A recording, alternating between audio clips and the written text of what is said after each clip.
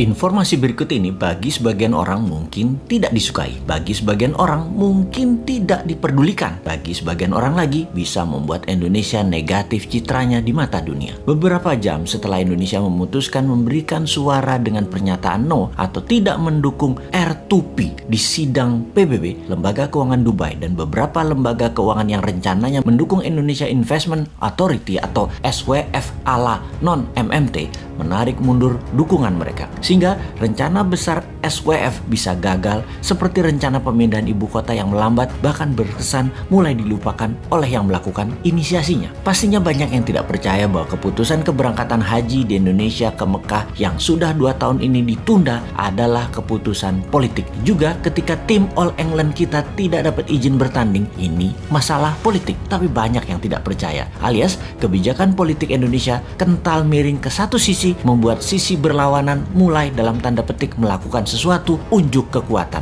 Akhirnya hanya Tiongkok yang BUMN-nya mau bekerja sama dengan BUMN Indonesia. Hanya vaksin Tiongkok yang besar jumlahnya yang mau disediakan untuk Indonesia. Adakah informasi sekilas ini ada benarnya atau praduga tak ada alasan seperti info yang disampaikan para buzzer bayaran ahli pecah belah bangsa ini? Apa itu R2P yang dijawab oleh Indonesia no dengan alasan yang mengada-ngada? Lebih tepatnya maksa alias vote no-nya biar berkesan tidak membela kakak tertua Indonesia saat ini yang bernama Tiongkok. R2P adalah Resolusi Responsibility to Protect, yaitu Indonesia menolak untuk bertanggung jawab melindungi dan mencegah genosida, kejahatan perang, pembantaian etnis, dan kejahatan terhadap kemanusiaan. Kalau disederhanakan, Indonesia itu mendukung genocide, mendukung kejahatan perang, mendukung kejahatan etnis, dan mendukung kejahatan terhadap kemanusiaan. Namun, pinternya dibungkus dengan pernyataan resolusi itu salah prosedur yang ketika ditanya prosedur mana atau apa prosedur yang benar versi pemerintah Indonesia nggak bisa jawab juga. Sudahlah, Anda pejabat itu membela kejahatan perang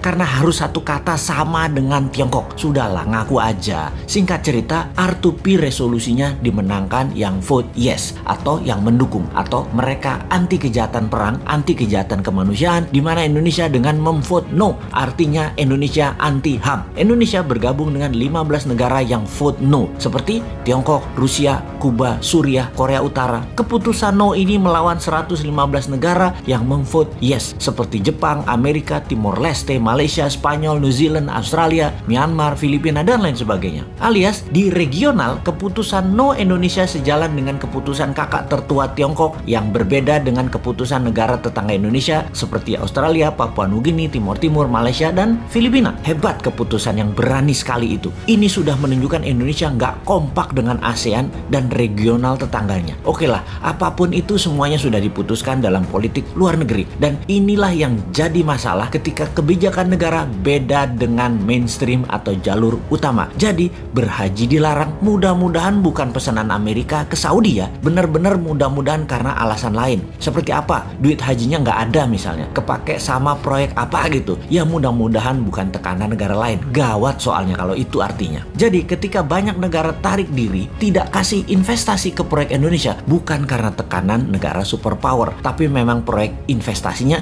tidak menguntungkan, atau bunga pinjaman IMF yang rata-rata negara lain dapat 4%-an, Indonesia 2% lebih mahal, sekitar 6%-an, sehingga bunga pinjaman yang dibebankan ke APBN hampir senilai 290 triliun ini karena tingginya bunga pinjaman. Sekali lagi, bunga lebih tinggi bukan pesanan negara superpower, mudah-mudahan ya, karena Indonesia nggak menarik. Efek Indonesia menolak atau vote no Indonesia dalam UN Watch dimasukkan sebagai daftar negara memalukan atau list of shame country. Juga Amnesty International menyayangkan keputusan Indonesia ini, bahkan banyak yang menyarankan mending abstain sekalian ketimbang menolak no. Ya sudahlah, semoga semua selamat dan semoga tetap banyak yang tidak peduli dengan hal-hal seperti begini. Teruslah menjual diri untuk 2024 walau tanpa konsep bernegara. Silahkan membangun model populer dan terlihat suci. Toh rakyat sama seperti bosman ini, bodoh semua. Jadi wahai rakyat, tetaplah rebahan, tetaplah tidak peduli, tetaplah tidak bermanfaat, dan tetaplah menjadi beban APBN.